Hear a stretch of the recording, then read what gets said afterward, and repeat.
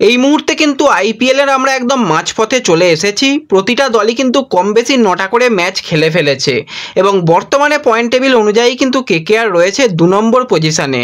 কেকেআরের বাকি ম্যাচগুলো কাদের সঙ্গে রয়েছে এবং কটা ম্যাচকে কেকেআরকে জিততে হবে তাহলে তারা কোয়ালিফাই করতে পারবে সেমিফাইনালের জন্য, নতুন সমীকরণটাই কী বা তৈরি হচ্ছে কেকেআরের জন্য, সমস্ত কিছুই কিন্তু আমরা আলোচনা করব এই ভিডিওতে।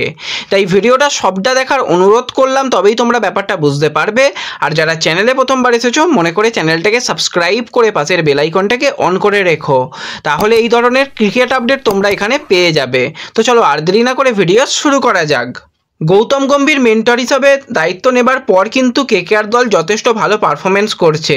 লাস্ট যদি 2 বছরের পারফরমেন্স নিয়ে কথা বলি, যখন থেকে 10টা দল আইপিএলে খেলছে, কেকেআর কিন্তু 7 নম্বর জায়গাটাতেই 2 বছর ফিনিশ করেছে। কিন্তু এই বছরের পারফরমেন্স নিয়ে কথা বললে 9টা ম্যাচের পর কিন্তু কলকাতা 12 পয়েন্টে রয়েছে, পয়েন্ট টেবিলে 2 নম্বর পজিশানে রয়েছে। তো মোটামুটি আমরা লাস্ট 2 বছরের যেটা ক্যালকুলেশন দেখতে পেয়েছি যে সেমিফাইনালে কোয়ালিফাই করতে গেলে অন্তত 16 পয়েন্ট প্রয়োজন হয়। তো কেকেআর দলের 12 পয়েন্ট রয়েছে, এখনও 4টে পয়েন্ট পেতে হবে এবং কেকেআর দলের কাছে ম্যাচ রয়েছে কিন্তু 5টা ম্যাচ। তার মানে সহজ হিসাব, 5টা ম্যাচের মধ্যে যদি 2টো ম্যাচ জিতে যায় কেকেআর, তাহলেই কিন্তু তারা 4 নম্বর পজিশানটার জন্য কোয়ালিফাই করে যাবে। কিন্তু কেকেআর অবশ্যই চাইবে 1 এবং 2 নম্বর পজিশানের মধ্যে থাকার। তো সেক্ষেত্রে কিন্তু কেকেআর দলকে ভালো খেলতে হবে, কারণ পরবর্তী যে 5টা ম্যাচই কিন্তু কঠিন ম্যাচ রয়েছে। হয়তো মুম্বাই খুব একটা ভালো মানে এই বছরের সিজনটা কাটাচ্ছে না, কিন্তু আমরা সবসময় দেখেছি হাফ সিজন হয়ে যাওয়ার পর কিন্তু মুম্বাই পুরো কামব্যাক করে প্রতিটা ম্যাচই জেতে।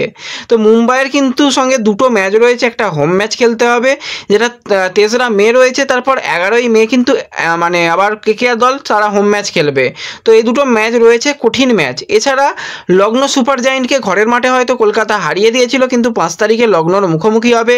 3 তারিখের পর আবার 5 তারিখে খেলা, যথেষ্ট চাপ রয়েছে। তো সেই ম্যাচটাকেও কিন্তু ম্যাচ জিততে হবে কলকাতাকে। এছাড়া যে ম্যাচটা সবথেকে কঠিন ম্যাচ হতে চলেছে কলকাতার জন্য, সেটা হচ্ছে রাজস্থান রয়্যালস। তো রাজস্থান রয়্যালস ম্যাচটা কিন্তু বিরাট কঠিন ম্যাচ হতে চলেছে। আমরা দেখে নিয়েছি এবছরে সবথেকে মানে বড় রান চেষ্টা কিন্তু রাজস্থান রয়্যালস করেছিল এই কলকাতাকে হারিয়ে। তো সেক্ষেত্রে এই ম্যাচটাও কিন্তু যথেষ্ট চাপের ম্যাচ হবে। তো এই ম্যাচগুলো চাপের ম্যাচ রয়েছে, গুজরাটের সঙ্গেও ম্যাচ রয়েছে। আমরা আশা করি গুজরাটকে হারিয়ে দিতে পারবে কলকাতা, কিন্তু একটু হলেও চাপ তো রয়েছে যে বাকি ম্যাচগুলোর ক্ষেত্রে। তো অবশ্যই কিন্তু কেকেআর দলকে অন্তত 2টো ম্যাচ জিততে হবে, তা না হলে কিন্তু তারা কোয়ালিফাই করতে পারবে না। যেহেতু 5টা ম্যাচের মধ্যে 2টো ম্যাচ জিততে হবে, আমরা ধরে নিতে পারি কলকাতা অন্তত 2টো ম্যাচ তারা জিততে পারবে এবং তারা কোয়ালিফাই করতে পারবে। এবং অন্যান্য দলদের মধ্যে যদি আমরা তাকাই, তো সেক্ষেত্রে রাজস্থান তারা তো অলরেডি কোয়ালিফাই করে গেছে অফিসিয়ালি বলতে গেলে।